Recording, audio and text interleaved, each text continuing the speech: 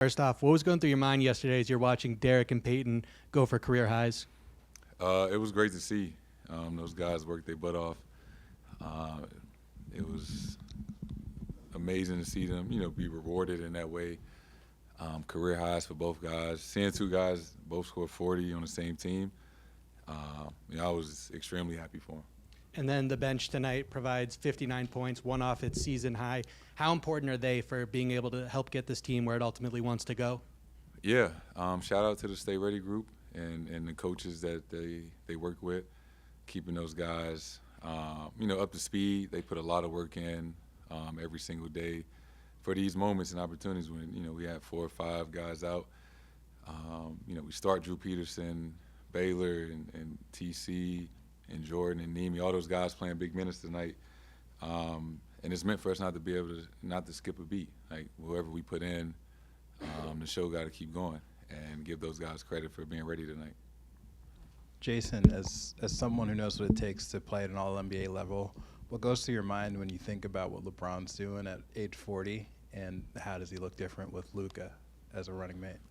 Yeah. As much as we probably talk about LeBron, we probably don't talk about him enough, right? Being 40 in his 22nd season, playing at an all-NBA level is incredible.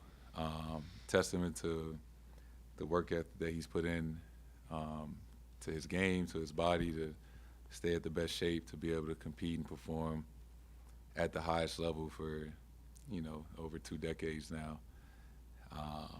Something that we should all strive to do, even if it might be unlikely.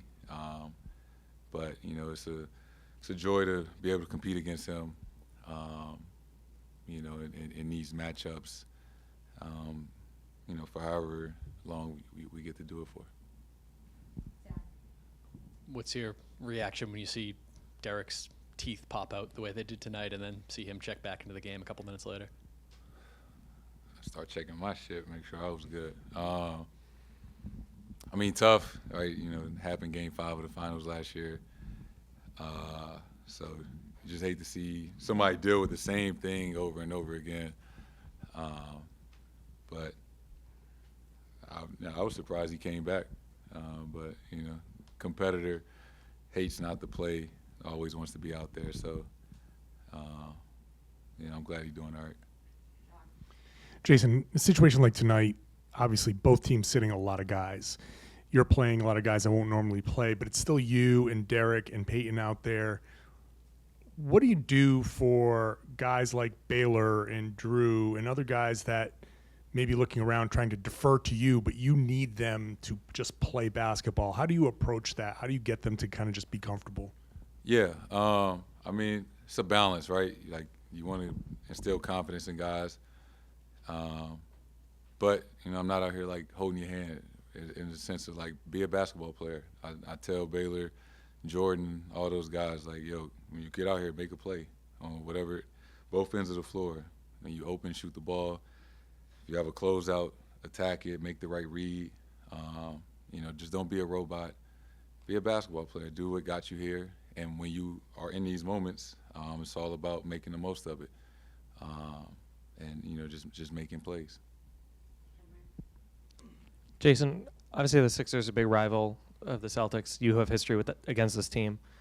Lakers, the rival, right? I asked Joe about this. He said, you got to treat every game that's in front of you like it's the most important game, but you can't ignore that there's heft to these rivalries. So I want to ask you the same question. How do you kind of like de-emphasize that the rivals are in town and then also give it kind of the historical oomph that it deserves and kind of has earned? Yeah, I obviously understand the history between the Lakers and Celtics.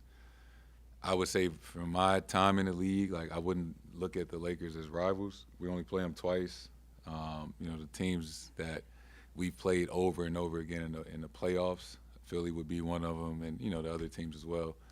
But you respect and understand the history and all the guys that wore the Lakers and Celtics uniform and what it means to the game of basketball and the NBA. And it's an honor to be a part of that, for sure. So, I'm certain everybody's looking forward to that matchup, as they do, every single year. Joe said after the game that he told you that your job tonight was to score 35 and set the fourth quarter. Is that something you're aware of going into a game like this, or is that kind of a... I mean, Joe always tells me, each night is solving a puzzle, right? And tonight looked different. Playing with different lineups, understanding that, Nick Nurse and his staff, they do different things defensively, boxing one, triangle and two. They just throw different things at you. And, Joe just came up to me before the game, was like, yo, it's a unique puzzle that you got to figure out tonight. And he was just like, I look forward to seeing you do that.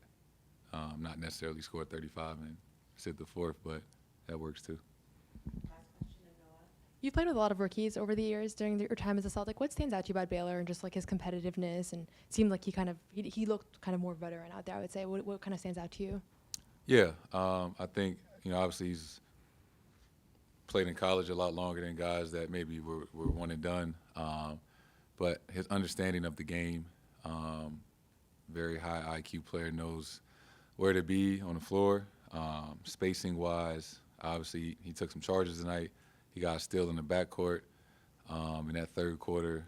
He just has really good instincts. Obviously he can shoot the ball.